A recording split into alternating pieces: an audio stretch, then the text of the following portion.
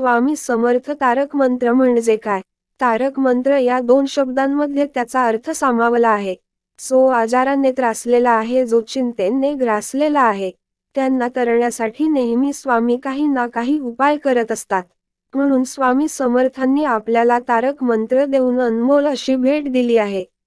मित्रांनो, स्वामी समर्थ तारक मंत्रात फार ताकद आहे.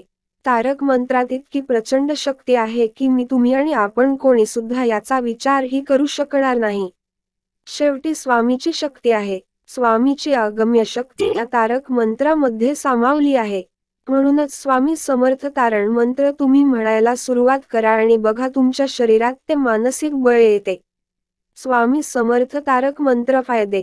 या मंत्राचा अनुभव अनेकांनी घेतला आहे आणि ज्यांना कोणाला डिप्रेशन आले आहे, सगळं संपल्यासारखं वाटतंय, त्याने सतत तारक मंत्र म्हणावा व स्वामी यांचे प्रेम अनुभवावे. तर तारक मंत्र या नावातच सर्व काही आहे. तारक म्हणजे तारणारा. तुम्हाला डिप्रेस्ड वाटतंय, मग म्हणा तारक मंत्र. तुमचे काम घडली आहे, मग म्हणा तारक मंत्र. एकाकी एकटा पडल्यासारखं वाटतं आहे, रडू येते किंवा उदास वाटतंय, या सगळ्यावरही एकच औषध आहे, तो म्हणजे माझ्या स्वामींचा तारक मंत्र. मित्रांनो, उदाहरण देऊ तेवढी कमीच आहे. हा तारक मंत्र इतका ताकदीचा आहे की तारक मंत्राची एक ओळ मनापासून समजून वाचली तर खरी जादू काय आहे हे आपल्याला नक्की समजेल. मंत्राच्या पहिल्या ओळीतच स्वामीने असं सांगितलं की, हे मनातून निशंक हो, निर्भय हो. स्वामी नामाची व स्वामी बाळाची प्रचंड शक्ती तुझ्या मागे उभी आहे. त्यांना अशक्य असे काहीच नाही. ते स्वतः प्रारब्ध घडवतात व त्यांच्या आज्ञेशिवाय तुम्हाला कोणी हातही लावू शकणार नाही.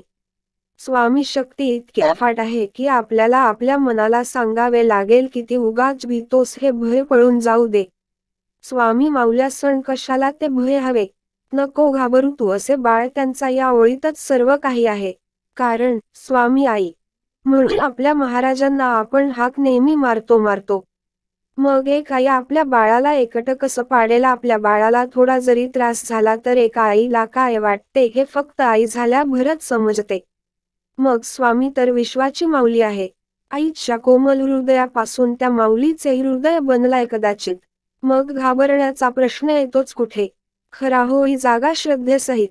कसा होईल त्या बिना तू स्वामी भक्त?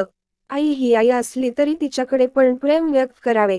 त्याशिवाय आईला कसे कळणार की ती जे काही आपल्या मुलांसाठी करते त्याची थोडी तरी जाणीव मुलांना आहे की नाही?